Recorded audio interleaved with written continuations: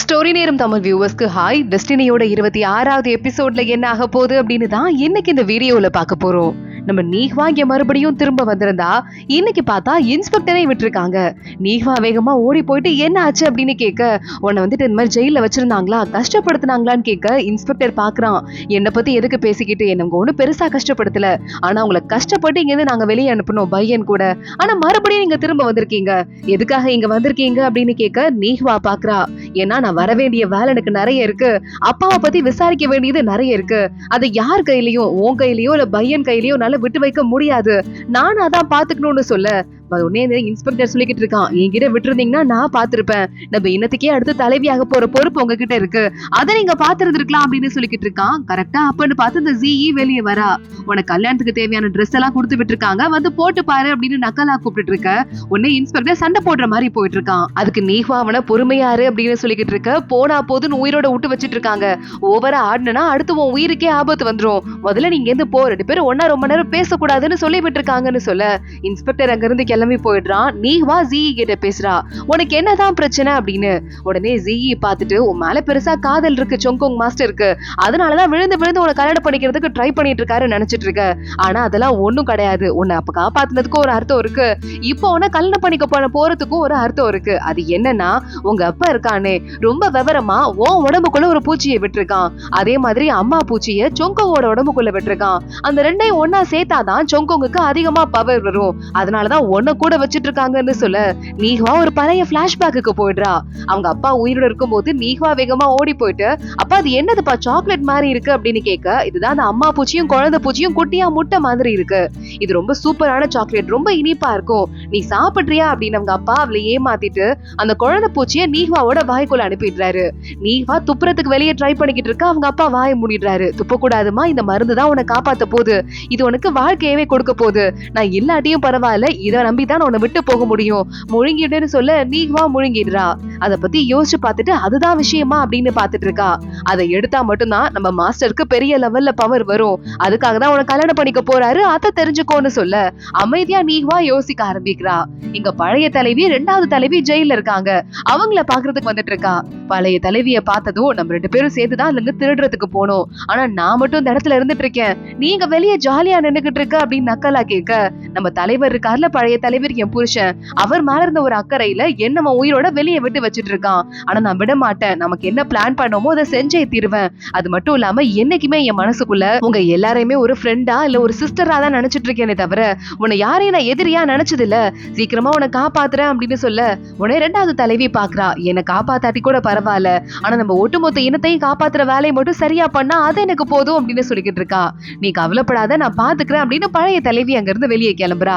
இங்க இந்த சீனியர் மறுபடியும் பையனை செக் பண்ணிட்டு போனதா நினைச்சுக்கிட்டு, பையனுக்கு ரொம்ப உடம்பு முடியல, டாக்டர் பாத்துட்டு இருக்காருன்னு சொல்லிட்டு 1 வாரத்துக்கு அப்புறம் தான் எதுவும் சொல்ல முடியுமான்னு சொல்ல இப்பதான் மாஸ்டரே ஏஞ்சி உட்கார்ந்துட்டு இருக்காரு. ஆனா அவர் பயந்து போயிடுறாரு. பையனுக்கு ஆபத்தா, நான் இப்பவே போகணும், நேரா கிளம்பி போய் பார்க்கணும் அப்படின்னு. உங்க உடம்புல இருந்து இன்னும் அந்த வெளியே விஷம் எல்லாம் போகல, அதுக்குள்ள நீங்க போனீங்கன்னா மறுபடியும் ரொம்ப சீக்கிரமா உள்ள பரவிரும், அதனால முடிஞ்ச வரைய இங்க இருங்க, நாங்க பாத்துக்கிறோம், இத்தனை பேர் இருக்கோம், பையனை நாங்க பாத்துக்க மாட்டோமா அப்படின்னு மத்தவங்க எல்லாம் கேட்க மாஸ்டருக்கு மனசே வரல. மருந்து கொடுக்கறதுக்கு பையனை பாக்குறதுக்கு சூசு உள்ள போக, சூசு அங்க போகும்போது பையன் அங்க இல்லாம இருக்கான். சூசு எல்லாருமே கூப்பிட்டு விட்டுறா. ஒருவேளை பையன் மறுபடியும் நீஹ்வாவை பார்க்க அரக்க உலகத்துக்கு ஓடி இருப்பானோ அப்படின்னு எல்லாரும் பயப்பட ஆரம்பிக்கிறாங்க. இல்ல முதல்ல தேடலாம் அப்புறம் முடிவு பண்ணிக்கலாம் அப்படின்னு நம்ம லிங்கியூ சொல்லிட்டு தேட ஆரம்பிக்க, லிங்கியூ சொல்ற கரெக்டா கொஞ்ச நேரத்திலேயே பையன் ஓரமா உட்கார்ந்துட்டு இருக்கான். அவன் பாட்டு கண்ணை மூடிக்கிட்டு நீஹ்வா கூட ஒரு 3 நாள் அந்த மேஜிக் சிட்டில வாழ்ந்தான்ல அதை பத்தி யோசிச்சு பார்த்துட்டு இருக்கான். நான் எவ்வளவு ஹாப்பியா இருந்தேன், அந்த 3 நாள் மட்டும் தான் எனக்கும் உனக்கும் இருந்த வாழ்க்கையா, இனிமே நம்ம ஒன்னா வாழ போறதே கிடையாதா அப்படின்னு சோகமா இருந்துட்டு இருக்க. அங்க இந்த குரூப் வந்துருது. லிங்கியூ மத்த எல்லாரும் இருக்க சொல்லிட்டு அவன் மட்டும் பையன் பக்கத்துல வந்து உட்காந்துக்கிறான். ஏண்டா இங்க வந்து உட்காந்துட்டு இருக்க அப்படின்னு நம்ம லிங்கியூ ஒன்னும் தெரியாத மாதிரி கேட்டு இருக்கு. நீ என்ன மறுபடியும் அரக்க உலகத்துக்கு போக போறியான்னு கேட்க, இல்ல நானும் போக முடியாது, அவளும் என் கூட வர மாதிரி ஒரு ஈஸியான பொண்ணு கிடையாது, தனியா செஞ்சு முடிக்கிறதுக்கு அவளுக்கும் வேலை இருக்கு, ஆனா அதுக்கு முன்னாடி நான் அவளை பத்தி யோசிச்சு பாத்துட்டு இருக்கேன் அப்படின்னு பையன் அமைதியா சொல்லிக்கிட்டு இருக்கான். இங்க நீஹ்வா பால்கனில நின்னு வேடிக்கை பார்த்துட்டு இருக்கா. அந்த இடத்துக்கு எல்லாரையும் போக சொல்லிட்டு சொங்கோங் மட்டும் உள்ள வரான். சொங்கோங் வந்துட்டு, என்னாச்சு, நீ கல்யாணத்துக்கு போட போற ட்ரெஸ் எல்லாம் ரெடி பண்ணி பாத்துட்டியா அப்படின்னு கேட்க, உடனே நீஹ்வா நீஹ்வா பாக்குறா. மாஸ்டர், எனக்கு ஒரு விஷயம் இப்ப தெரிஞ்சிருக்கு. என் அப்பாவோட சாவுக்கு காரணம் பையன் கிடையாது நான் நினைச்ச மாதிரி. அதுக்கு காரணம் நீங்க தான் அப்படின்னு சொல்ல என்ன பழி வாங்கறதுக்காக தான் இங்க வந்திருக்கியா அப்படின்னு சொங்கோங் கேக்குறான். நீஹ்வா மண்டி போட்டுடுறா. நீங்க என்னோட மாஸ்டர், என்ன நீங்க காப்பாத்துறீங்க, அது எல்லாம் தான் எனக்கு ஞாபகத்துல இருக்கு. என்னால உங்களை ஒண்ணும் பண்ண முடியும்னு எனக்கு தோணல. ஆனா வந்துட்டு என் உயிரை எடுத்து அந்த உடம்புல இருக்கிற பூச்சியை எடுக்கணும்னு நீங்க ட்ரை பண்ணீங்கன்னா உங்களுக்கு அதனாலதான் சக்தி அதிகமா கிடைக்கும்னா நீங்க எடுத்துக்கோங்க, அத எனக்கு அதுக்கு மேல தேவையில்லை. ஆனா உங்க கூட நான் இனிமே இருக்க முடியாதுன்னு சொல்ல சொங்கோங் ஒரு மாதிரி அப்செட் ஆயிடுறான். சோகமா அங்க இருந்து கிளம்பி போயிடுறான். இங்க பையன் ஒரு 2-3 நாளா அந்த இடத்துல தவம் பண்ணிட்டு உட்கார்ந்துட்டு இருக்கவன் திடீர்னு நிறைய மரக்கட்டையெல்லாம் எடுக்கிறான். கட்டையெல்லாம் போட்டுட்டு அவனை சுத்தி அவனே ஒரு மேஜிக்க போட்டுக்கிறான். இந்த 3 அசிஸ்டன்ட் பொண்ணுங்களுக்கும் என்ன பண்றதே தெரியாம போலங்க லிங்கியூ சொல்றான், கொஞ்ச நேரம் நீங்க வெயிட் பண்ணுங்க பாத்துக்கலாம் அப்படின்னு. அந்த மேஜிக் பேரியர்ல இருந்து பையன் மறுபடியும் வெளியே வரும்போது நீஹ்வாவும் பையனும் ஒரு அழகான இடத்துல இருந்தாங்கல்ல மேஜிக் வேர்ல்டுல, அந்த இடத்த மறுபடியும் அதே மாதிரியே கட்டி வச்சிட்டு இருக்கான். டேய் என்னடா இது அப்படின்னு லிங்கியூ கேட்க, என்னால நீஹ்வாக்கு கொடுக்க முடிஞ்ச ஒரே ஒரு விஷயம் இதுதான். இதுக்கு மேல நான் என்னோட எண்ணத்துக்கு தலைவனாக வேண்டிய பொறுப்பு இருக்கு. நான் கிளம்புறேன் அப்படின்னு பையன் அங்க இருந்து கிளம்பி போயிடுறான். இங்க பார்த்தா இன்னொரு பக்கம் இந்த சொங்கோங் போயிட்டு நீஹ்வா சொன்ன ஒரு வார்த்தையும் என்ன தனியா விட்டுருங்கன்னு சொன்னால அதெல்லாம் இதை எது தக்கிற மாதிரி இருக்கு, எனக்கு மட்டும்தான் நீ சொந்தம் அப்படின்னு அவன் கத்த ஆரம்பிக்கிறான். இன்னொரு பக்கம் நம்ம நீஹ்வா மறுபடியும் வரும்போது இன்ஸ்பெக்டர் வெளியே வந்துடுறான். மேடம், நம்ம இப்ப என்ன பண்ண போறோம் அப்படின்னு கேட்க, நம்ம இனத்துக்கு நம்ம மறுபடியும் போக போறோம், அதனால கவலையே பட வேண்டாம் அப்படின்னு நீஹ்வா சொல்லிக்கிட்டு இருக்கா. நம்ம போக போறோமா, நிஜமாவா அப்படின்னு கேட்க, ஆமா நிஜமாதான் அப்படின்னு சொல்லும் போதே சொங்கோங் உங்களை கூப்பிடுறாரு அப்படின்னு ஜீ கூப்பிடுறா. நீஹ்வா அங்க இருந்து கிளம்பி போறா, கவலைப்பட வேண்டாம் அப்படின்னு. சொங்கோங் பாத்துட்டு இருக்கான். எனக்கு வந்து புரிஞ்சு போச்சு, ஃபெங் மாஸ்டருக்கு அப்புறமா நீயும் அடுத்து போயிட்டு உன் இனத்தை பாத்துக்கணும்னு ஆசைப்படுற, கரெக்ட் தான். ஆனா அதுக்காக நீ ஒரு வேலையை பண்ணியாகணும், இத குடிக்கணும் அப்படின்னு சொங்கோங் சொல்ல, இது என்னது நீஹ்வா கேக்குறா. நீயா இருக்கணும்னு ஆசைப்பட்ட, உன் இனத்துக்கு தலைவி ஆகணும்னு ஆசைப்பட்ட, அவ்வளவுதானே, அதெல்லாம் நீ ஆகலாம். ஆனா இதை குடிச்சதுக்கு அப்புறமா, இதை குடிச்சா உன் மனசுல இருக்கிற காதல் எல்லாம் மறைஞ்சு போயிரும், மறந்து போயிரும். இதை குடிச்சதுக்கு அப்புறமா நீ போற அப்படின்னு சொன்னா அதை அக்செப்ட் பண்ணிக்கிறதுக்கு எனக்கு மனசு வரும், உன்னையாவே இருக்க விட்டுருவேன். ஆனா குடிக்காம காதல் தான் முக்கியம் அப்படின்னு இருந்தனா நீ இங்கே இருக்க வேண்டியதான் அப்படின்னு சொல்ல நீஹ்வா அமைதியா இருக்கா. சொங்கோங் அந்த பாட்டில கீழே போட போறான். நீஹ்வா டக்குன்னு இதை புடிச்சு கடகடன் குடிச்சிட்றா. சொங்கோங்கே இதை எதிர்பார்க்கல.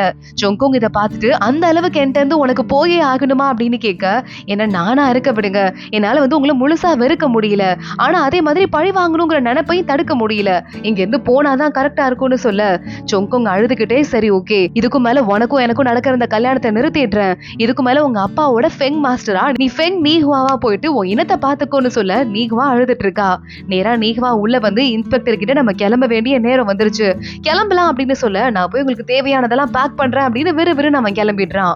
நீஹ்வா நின்னு அழுதுட்டு இருக்கா. ஒவ்வொரு டைமும் வந்துட்டு அவளுக்கு இப்ப பையன் ஞாபகம் வேற வருது. என்ன பண்ண போறேன்னு தெரியல, பையனா மறந்துடுவேனா, எதுவுமே எனக்கு ஞாபகம் இருக்காதா, அப்படி நடக்க கூடாது அப்படின்னு அவ கையில இருந்த உரைய வைக்கிற சக்தி இருக்குல்ல, அதை எடுத்து அவளோட நெஞ்சிலேயே அடிச்சுக்கிறா, அந்த குடிச்ச மருந்த உரைய வைக்கிற மாதிரி. இங்க உள்ள போயிட்டு சொங்கோங் பாத்துட்டு இருக்கான். ஒருவேளை இந்த மாதிரி அவ பண்ணிருவாளோ அப்படின்னு அவனுக்கு தோண ஆரம்பிக்குது. மின்னல் வேகத்துல அங்க இருந்து கிளம்புறான். அதுக்குள்ள நம்ம நீஹ்வா அப்படியே வடிச்சுக்கிட்டதுல இதயம் உறைஞ்சு போயிட்டு பொத்துன்னு கீழே விழுந்துட்டு இருக்கா. மேடம் என்ன ஆச்சுன்னு இன்ஸ்பெக்டர் ஓடி வர, அந்த இடத்துக்கு வர சொங்கோங் இன்ஸ்பெக்டர் தள்ளி விட்டுட்டு நீஹ்வாவை தூக்கிட்டு பறந்து போயிடுறான். பறந்து போயிட்டு அவளுக்கு ட்ரீட்மெண்ட் பார்த்து மறுபடியும் அவ இதயத்தை சரி பண்ண நீஹ்வா மறுபடியும் முடிக்கிறா. அந்த அளவுக்கு என் மேல உனக்கு வெறுப்பு இருக்கா அப்படின்னு கேட்க, ஆமா எனக்கு வெறுப்பு இருக்கு, நான் வந்து உங்களையும் மறந்துடுவேன்ல, உங்க மேல எனக்கு ஒரு பாசம் இருக்கு, அதையும் மறந்துடுவேன். அதுவும் இல்லாம என் அப்பாவை கொண்டுட்டு ஒண்ணுமே நடக்காத மாதிரி நீங்க கிட்ட நடிச்சு பேசுறீங்க, அதனால பார்க்க முடியலன்னு சொல்ல, அந்த அளவுக்கு என்ன உனக்கு வெறுப்பா இருக்கு, என்ன பார்த்தா என்ன மறந்துதான் ஆகணும் அப்படின்னா இப்ப நானே முடிச்சுக்கிறேன். இதுக்கும் மேல எனக்கும் உனக்கும் நடுவுல எந்த சம்மதமும் கிடையாது, நீ இந்த ஊர்ல இருக்கவும் முடியாது, இந்த நொடியே இந்த ஊரை விட்டு கிளம்பி போயிடு, உனக்கும் எனக்கும் நடுவுல என்னெல்லாம் உறவு இருந்ததோ அதை இப்பவே முடிக்கிறேன் அப்படின்னு சொல்லிட்டு சொங்கோங் ஒரு மந்திரத்தை போட அந்த இடத்துல இருக்கிற எல்லாமே உடைஞ்சு செதற ஆரம்பிக்குது. உனக்கும் எனக்கும் நடுவுல இனிமே எந்த சொந்தமும் கிடையாது அப்படின்னு சொங்கோங் கத்த ஆரம்பிக்கிறான். நீஹ்வா மயங்கி விழுந்துடுறா. அவளை தூக்கிட்டு இன்ஸ்பெக்டர் வேக வேகமா அரக உலகத்துல இருந்து நீஹ்வாவோட அப்பா ஊர் இருக்கும்ல அங்க போயிட்டு இருக்கான். சொங்கோங் பார்த்தா ரொம்ப சோகமாயிட்டு தனியா படுத்துட்டு வாழ்க்கையே வெறுத்து போன மாதிரி இருக்க அங்க அசிஸ்டன்ட் வந்துடுறான். என்ன பண்ணணும்னு சொல்லுங்க, அவங்க இங்க இருந்து கிளம்பி போயிட்டாங்கன்னு சொல்ல சொங்கோங் அழ ஆரம்பிக்கிறான். இங்க ஒரு வழியா நம்ம பையன் மறுபடியும் அவங்க ஊருக்கு வந்துட மாஸ்டர் கிட்ட சொல்றாங்க பையன் வந்துட்டான் அப்படின்னு. உடனே மாஸ்டர் பயங்கரமா ஹாப்பி ஆயிடுறாரு. வெறும் கிளம்பி போய் மெயின் ஹால்ல உட்காந்துட்டு இருக்க பையன் வணக்கம் போடுறான். அப்ப நாளைக்கு பார்ட்டி பண்ணிட வேண்டியதா அப்படின்னு ஜிங்கோட அப்பா சொல்ல, கொஞ்சம் சைலண்டா இருங்க அப்படின்னு லிங்கியோட அம்மா திட்ட ஆரம்பிக்கிறாங்க. கரெக்டா அப்பன்னு பார்த்து மாஸ்டர் சொல்லிக்கிட்டு இருக்காரு, பையனுக்கு தலைவன் பொறுப்பை முழுசா கொடுக்க வேண்டிய நேரம் வந்துருச்சு அப்படின்னு. பையன் உடனே இது ரொம்ப சீக்கிரம், இப்பதான் நான் அடிபட்டு வந்திருக்கேன், எனக்கு நான் ஸ்ட்ரெஸ் எடுத்துக்க விரும்பல, கொஞ்சம் டைம் ஆகட்டும்னு சொல்ல மாஸ்டர் உடனே பார்த்துட்டு கொஞ்சம் டைம் எடுத்துக்கோ, ரொம்ப நாள் என்னால பொறுக்க முடியாது, முக்கியமான வேலைங்க நிறைய இருக்கு புரியுதா அப்படின்னு. சரி ஓகே எல்லாரும் அவங்கவுங்க வேலையை பாருங்க அப்படின்னு கிளம்ப ஆரம்பிச்சுட்டு பையன் ஒன்று தனியா பேசணும், என் கூட வா அப்படின்னு கூப்பிட பையன் தனியா மாஸ்டர் பின்னாடி போயிட்டு இருக்கான். அங்க சின்ன மாஸ்டர் வராரு. சீனியரை பார்த்துட்டு, நீ நல்லபடியா வேலை பார்த்த இத்தனை நாள், உன் மேல எனக்கு நிறைய பெருமையெல்லாம் இருக்குப்பா, பரவாயில்ல விடு, இப்போதைக்கு உன்னால தலைவன் ஆக முடியாது, என்ன அதுக்கான தகுதி உனக்கு இருக்கு, நீ தான் இங்க இருக்கிறதுலே பெரிய சீனியர் தான், ஆனா மத்தபடி நிறைய வேலையும் பாக்குறதுக்கு இருக்கு, அந்த வேலையில நீ பாரு புரியுதான்னு சொல்ல சீனியர் பொறுமைக்கிட்டே சரி ஓகே அப்படின்னு அங்க இருந்து கிளம்புறான். இங்க நேரா நம்ம ஜிங்ஜியை கூட்டு போயிட்டு அவங்க அண்ணா ஜிங்கு கேட்டுட்டு இருக்கான். உண்மையை சொல்லு, அதுக்குள்ள பையனுக்கு எப்படி சரியாச்சு அப்படின்னு கேட்க பையனுக்கு உடம்பு நல்லதா இருந்தது, அது என்னன்னா அப்படின்னு உண்மையெல்லாம் சொல்ல எவ்வளவு ஃப்ராடு வேலை பண்றீங்க அப்படின்னு ஜிங்க திட்ட ஆரம்பிக்கிறான். பையனை பாக்கிறதுக்கு பாவமா இருந்துச்சுன்னா அதான் அப்படின்னு சொல்லிட்டு ஜிங்ஜி சொல்றா. சரி பரவாயில்ல, மறுபடியும் திரும்ப வந்துட்டாங்கிறதால இதுக்கு மேல எந்த பிரச்சனையும் பண்ணாம இருந்தா அது எனக்கு ஓகே தான் அப்படின்னு அங்க இருந்து கிளம்பி போக அதோட தான் இந்த எபிசோட் முடியுது. அடுத்தடுத்து என்ன ஆக போது தொடர்ந்து பார்க்கலாம். இந்த வீடியோவை லைக் பண்ணிக்கோங்க, மறக்காம நம்ம சேனலுக்கு சப்ஸ்கிரைப் பண்ணிட்டு பெல் ஐக்கானையும் கிளிக் பண்ணிக்கோங்க. அடுத்த வீடியோல பார்க்கலாம். அது வரைய பாய்.